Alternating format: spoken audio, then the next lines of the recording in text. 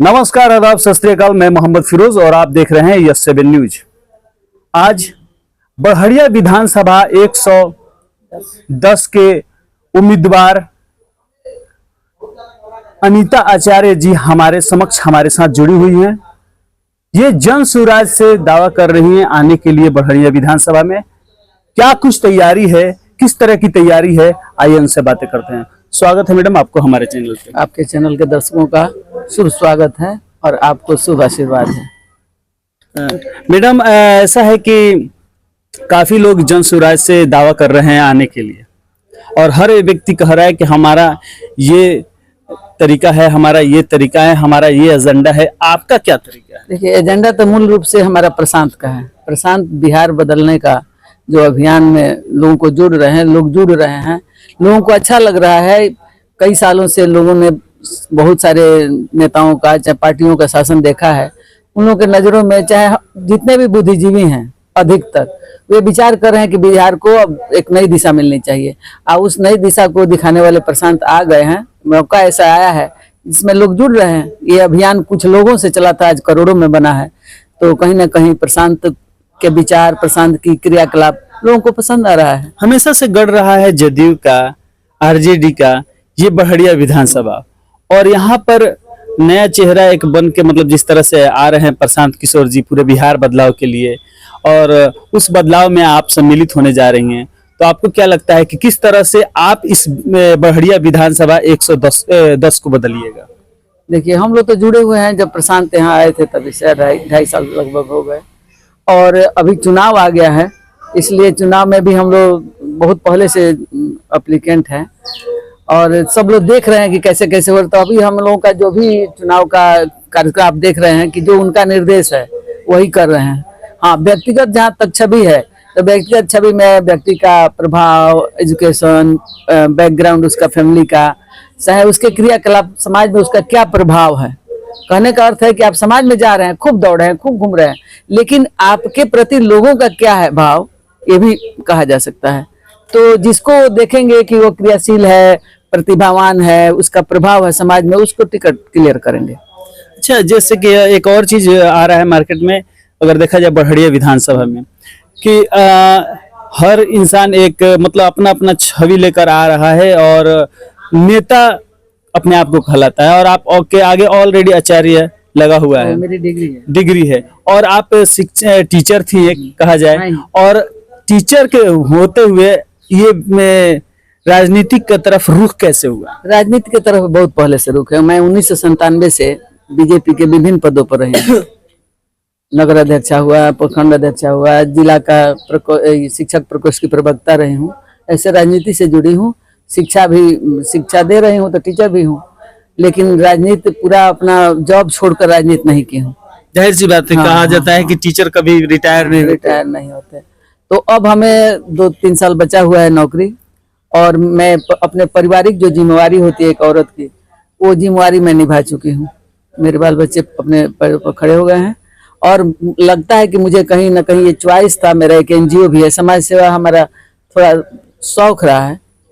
तो हमारा 17 से 18 से रजिस्ट्रेशन है मेरे एथी का, और समय नहीं मिल रहा था उसको ठीक ढंग से कर। चूंकि देखिए, हम लोग बच्चों से होमवर्क लेते हैं, तो हमारी आदत है कि जो हमें होमवर्क मिले वो ठीक से करें। ठीक से नहीं करने पर एक असंतुष्टि होती है। तो जब तक हम फुल टाइम नहीं देंगे समाज सेवा में, तब तक कैसे होगा। तो मान लीजिए आज रिटायर करें या चाहे 2 साल के बाद करें, बात एक है। तो इसीलिए हम तब तक ये जनसुराज हमारे में आ गया कि जनसुराज, मुझे लगा जहाँ तक कि जनसुराज एक नीट एंड क्लीन पार्टी है। हाँ, इसमें क्यों नहीं, चूंकि कोई काम करने के समाज सेवा आप कब करेंगे जब आपके पास सामर्थ्य होगा। कोई घर बेचकर और खेत बेचकर समाज सेवा नहीं करता है। तो पावर चाहिए और संसाधन चाहिए। तो आप जानते हैं कि इतनी भ्रष्ट सरकार हो गई कि समाज सेवा भी आप करने जाइए ना तो आपको 20% पहले ही दे देना पड़ेगा। आपके नाम से, हम लोग जानते हैं, आपके नाम से वाउचर बनेगा लेकिन आपको उतना कम दिया जाएगा। देखा जा रहा है कि बड़हरिया विधानसभा बहुत पीछे जा रहा है, और प्रशांत किशोर का मतलब जिस तरह से अगर सोच है, अगर आपको टिकट दे दिए तो आप बड़हरिया के जनता के लिए क्या कहिएगा? क्योंकि ये जनता जानना चाहती है, क्या कीजिएगा और बड़हरिया जैसे कि विधानसभा में जाकर किस तरह से आवाज उठाइएगा? देखिए, मैं एक नारी हूँ, ठीक है, नारी की एक मर्यादा है, और मैं शिक्षित हूँ। और इसके अलावा देखिए, जो शिक्षा से जुड़ा नहीं है उसको नहीं जानता है समाज कैसे परिवर्तित होगा। जैसे लोगों को डिमांड है कि सभी सुखी रहें, लेकिन सुख के लिए कैसे अपने जीवन रूटीन रखें, चाहे क्या क्या करना चाहिए, बढ़ेगा विकास होगा। तो कैसा विकास? रोड बन गया, विकास हो गया थोड़े? शिक्षा जरूरी हाँ, है। पहले जरूरी है कि आदमी को समझ हो, तो समझ होगा तो अपने आप कहा गया है कि विद्या ददाति विनयम विनयात याति पात्रता, यानी विद्या से विनम्रता आती है। अब ये विद्या का मतलब नहीं है कि हम विद्या ले लिए और किसी को ठग दिए, भ्रष्टाचार कर दिए, ये सब नहीं है। तो विद्या ददाति विनयम विनयात याति। अब जब आप नम्र रहिएगा ना तो आप में योग्यता आ ही जाएगी। योग्यता जब आ जाएगी तो निश्चित है कि धन आएगा, धन आएगा तो आप अच्छे काम कीजिएगा और आपको उससे सुख मिलेगा। यही सिस्टम है। आप तो हमेशा से अंधकार से प्रकाश की तरफ बच्चों को ले गई हैं, और आपके पढ़ाए हुए काफी इस बड़हरिया विधानसभा में लोग काफी पदों पे हैं, और जहां जाते हैं तो बात करते हैं तो आपसे पहले उनकी बात आती है कि वो मेरी आचार्य है, हम उनसे पढ़े हुए हैं, और उनका एक अलग छवि है, अगर वो आती हैं तो बेस्ट रहेगा। अब ये तो मतलब सच्चाई है, अंधकार से प्रकाश की ओर। क्या इस अंधकार को, मतलब जिस तरह से बड़हरिया अभी अंधकार में चल रहा है, क्या आप प्रकाश की ओर ले जाने के लिए, फिर से हम बोलेंगे कि यहाँ पर गरीब लोगों के लिए आप क्या कीजिएगा? देखिए, मैं बहुत पहले से 2019 से मैं किसानों के लिए एक हमारा FPO है जिसके अधिकारी अभी आए हुए थे, तो उसमें है कि किसानों को जोड़कर कैसे खेती कराकर कैसे उसको कमर्शियल बनाया जाए, कैसे यहाँ कंपनी बैठाया जाए। कुछ गड़बड़ी है समाज में, कुछ लोग ऐसे हैं जो बातों को समझ नहीं पाते हैं, क्योंकि जानिए इतना लूटपाट मच गया है ना सरकार में कि आप यदि सच्चा बात करते हैं तो लोगों को लगता है कि हम सिस्टम के अनुसार नहीं है, हम योग्य नहीं है, यानी सही चल रहे हैं यानी योग्य नहीं है। योग्य का मतलब होता है कि जो पैसे आते हैं उसमें से खा जाओ, पी जाओ, लूट लो। तो ये सब हम लोग का संस्कार नहीं है, नहीं तो आज तक कभी हमारी कंपनी खड़ी रहती करोड़ों की। और इतने किसानों के लिए वैसे ही शिक्षा में है।